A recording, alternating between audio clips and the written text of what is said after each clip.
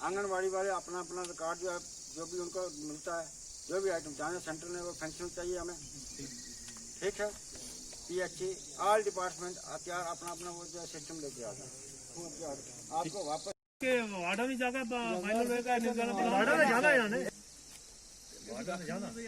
Ward में तो जाएंगे, आंगनबाड़ी सेंटर चेक होंगे, बिल्कुल स्कूल चेक होंगे, क्या स्कूल चेक करवाऊंगा जैसे मैंने जो भाईगुटा में करवाए थे रसाना बाकी पंचायत में करवा रहा हूँ। मतलब जो काम करना है ना वो तो कीजिए ना, वो शुरू कर दीजिए आप। देखिए इसमें पब्लिक है, पब्लिक है ना, नेता की वार्ड नंबर 1 या 4 के लोग हैं, बाकी लोग हैं नहीं, आप कैसे प्लान है ना।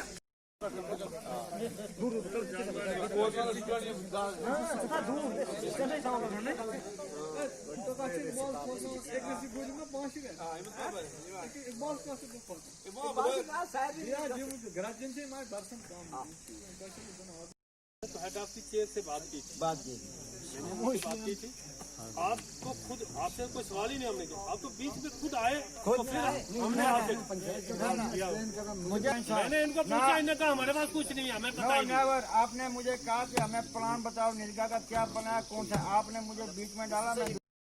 हम ये नहीं आप से काम नहीं आप ले रहे, ठीक है। हम कहते हैं कि सेड़ी क्या रखा है इस बार, है कूल है या इस बार कूल रखी है, कितने की कूल है ये पता नहीं है, जय साहब को पता होगा कि कितने की है। मतलब ये कोई जवाब तो नहीं ना, जवाब उसका टेंडर कब है? टेंडर इसका मार्च में लगेगा।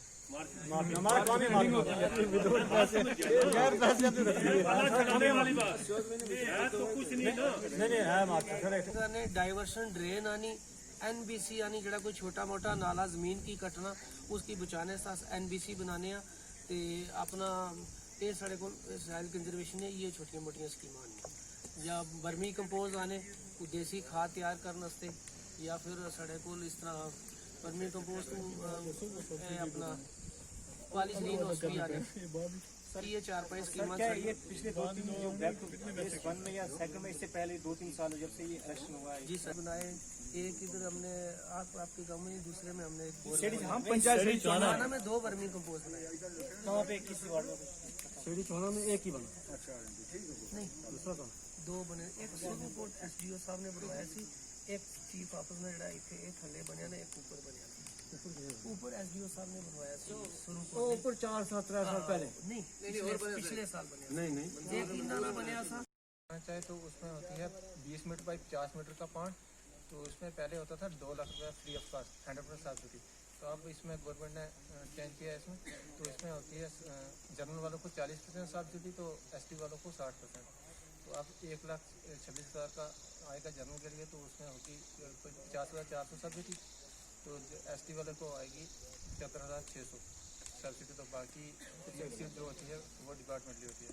अगर कोई भी बनाना चाहे तो उसके पास ज़मीन होनी चाहिए, पानी होना चाहिए, तो वो बना सकता है। हमारे पास एप्लीकेशन दे तो हम साइड इंस्ट्रक्शन करेंगे तो देंगे। दूसरा होता है, दूसरी स्कीम होती है हमारे पास ट्रोट यूनिट के लिए, तो ट्रोट अगर किसी के पास का तो ट्रोट 3 मीटर होता है रेस्ट्री, उसको पक्का पॉइंट बनाना पड़ता है 3 मीटर बाई 15 मीटर, तो वो होता है 3 लाख की स्कीम होती है। तो 3 लाख में वही सेम सब्सिडी की सेम पोजीशन होती है, 40% होती है जनरल के लिए, होती है 60%, तो वो होती है। बाकी अगर कोई ये शिकार करना चाहे तो अपना रोजगार चलाने के लिए, तो उसका हम लाइसेंस बना कर देते हैं। तो लाइसेंस ये नहीं है कि वो खाली मछली पकड़ेगा, तो उसका इंश्योरेंस भी होता है। अगर वो कहीं नाले में गिर जाता है उसकी आसपास सपोर्ट होना चाहिए, तो वो। मैं आपको ये गुजारिश करूं कि बैक टू विलेज प्रोग्राम जब फर्स्ट फेज़ चला उसमें भी मैंने यहाँ पे मतलब ये प्रोग्राम अटेंड किया, और उस वक्त मैं तकरीबन तमाम वार्ड्स में जितने भी वार्ड्स हैं इस एरिया के सब में मैंने चक्कर लगाया, घर घर वहाँ पे जाके देखा कि क्या क्या लोगों की प्रॉब्लम है। जो मेन चीज़ें थी वो भी तो हमने रिकमेंड की, और उसके साथ साथ हमने देखा कि यहाँ गांव में बिजली और पानी की सबसे ज़्यादा जो है वो परेशानी थी। मैंने देखा कि बिजली की तारें जो हैं वो दरख्तों के साथ बांधी हुई थी और पाइपें लगी हुई थी, लेकिन उनमें पानी मौजूद कहीं भी नहीं था।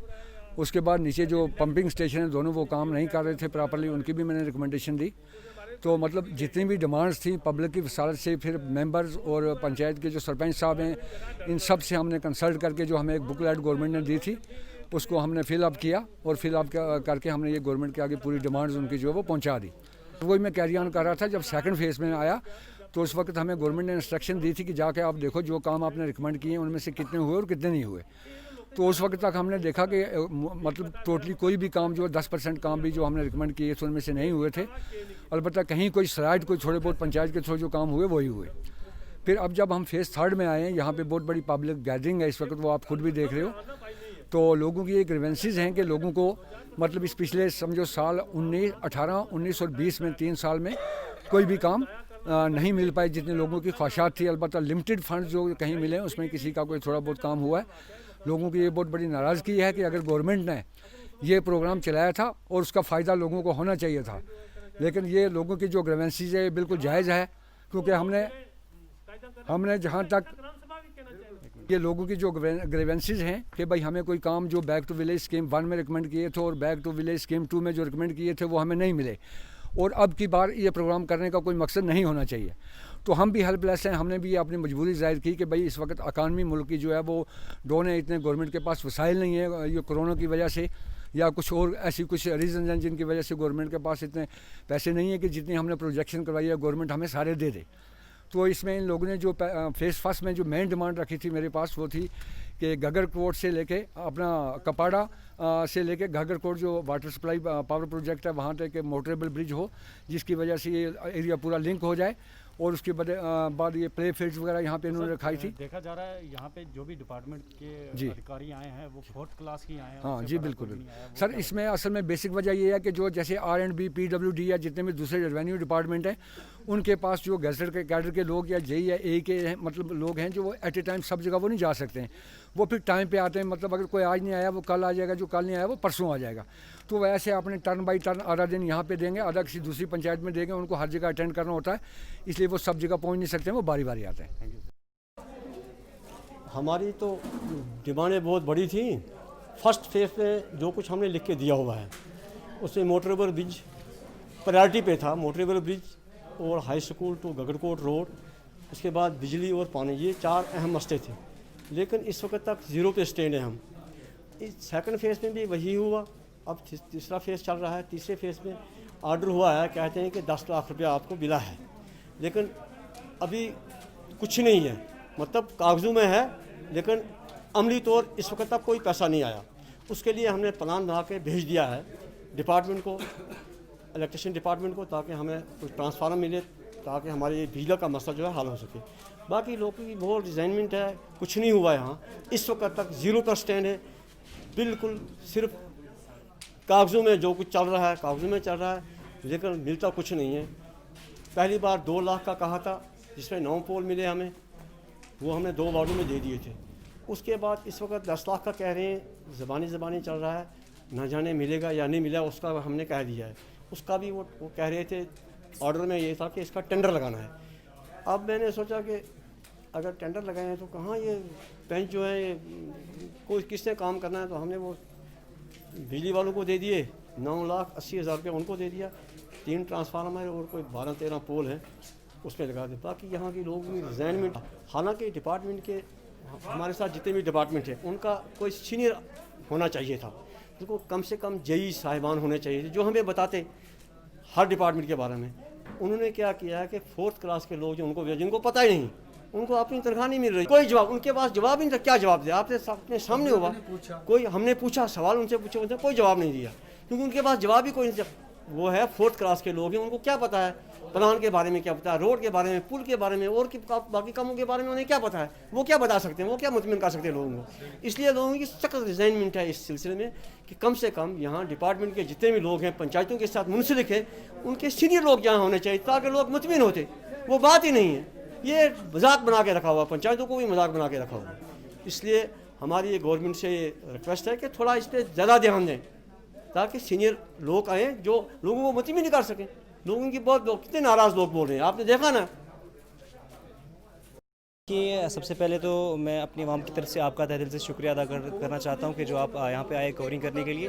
मैं बताता चलूँ बैक टू फर्स्ट और बैक टू सेकंड में जो भी हमारी जनरल डिमांड्स थी वो हल ही नहीं हुई हैं, और आज बैक टू 3 चल रहा है और जो हमने पहले काम रखे थे वो हुए ही नहीं है। तो आवाम का ये कहना है कि इसका हमें ज़रूरत नहीं है बैक टू 3, क्योंकि बैक टू फर्स्ट और सेकेंड में जो जितने भी हम लोगों ने डिमांड्स रखी थी उनमें से एक भी हल नहीं की गई। और सबसे बड़ी बात जो ये है कि आज जितने भी लोग यहाँ पर जो ऑफिसर्स आए हैं बैक टू विलेज ऑफिसर हैं, उसके अलावा बाकी जितने भी डिपार्टमेंट 17-18 जो डिपार्टमेंट उनकी 4th क्लास मुलाजमीन आए हैं, उनको पता ही नहीं अपनी डिपार्टमेंट्स के बारे में, वो हमें क्या बताएंगे। और मेरी DC राहुल यादव साहब से मोहतबाना गुजारिश है कि अगले जो 2 दिन हमारे हैं उसमें जितने भी डिपार्टमेंट्स हैं उनके सीनियर ऑफिसरान को यहाँ पे लाया जाए, ताकि वो हमें आवाम को बताएंगे कि क्या क्या स्कीम्स उनके पास हैं। और बाकी बात रही कि स्पोर्ट्स डिपार्टमेंट में जो अभी हाल ही में कहा गया 20,000 की किट दी जाएगी, और स्पोर्ट्स का भी यहाँ पे कोई भी नहीं आया, क्योंकि जहाँ पे फिट इंडिया की बात ये मौजूदा सरकार क्या कर रही है, वहीं पे